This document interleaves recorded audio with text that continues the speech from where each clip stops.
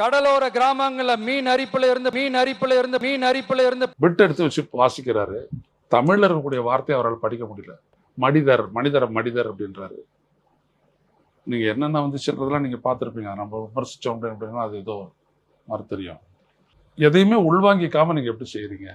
பிரச்சனை ஒன்றும் ஒரு பெரிய விஷயம்லாம் ஒன்றும் கிடையாது. உட்காந்து நீங்க ஆழமா ஒன்றத்தை படிச்சீங்க அப்படின்னோம்னா, பரந்தூர்ல போயிட்டு பேசுனீங்கல்ல, அது மட்டும் எப்படி முடிஞ்சது உங்களால? ஏன்னா அதில் நீங்கள் ஈடுபாடு கொண்டீங்க. அதுக்கப்புறம் ஒரு இடத்துல நீங்கள் ஈடுபாட்டோட பேசவே இல்லை. ஆனால் நாகப்பட்டினத்தில் மட்டும் ஒரு முகம் அவருக்கு தெரிஞ்சிச்சு. ஒரு விஷயத்தை எடுத்து பேசுறாரு, பேசிட்டு சரி அது நம்மளோட எஜெண்டா இல்லை அப்படின்றாரு. எஜெண்டான்ற வார்த்தை என்னது? ஒரு நோக்கத்தின் பார்ப்பட்டு செயல்படுவது அதானே? விஜய் அவர்களே, உங்களுக்கு எஜெண்டா என்ன அர்த்தம் தெரியுமா? அப்போ you are with an agenda. அந்த அஜெண்டாவுக்கு வெளியில் இருக்கிற ஒரு விஷயத்தை நீங்கள் தொட்டுட்டு சரி அது நம்மளுடைய அஜெண்டா இல்லை அப்படின்றீங்க. இதை நல்லா ஒத்து கவனிச்சவங்களுக்கு புரியும்.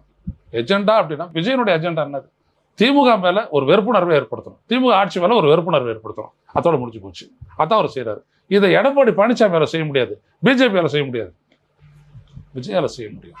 ஏன்னா இளைஞர்கள் அவர் ஈர்க்கப்பட்டிருக்காங்க. ஸோ இளைஞர்கள்ட்ட பண்றதுனால அதை அவர் பண்ணாரு.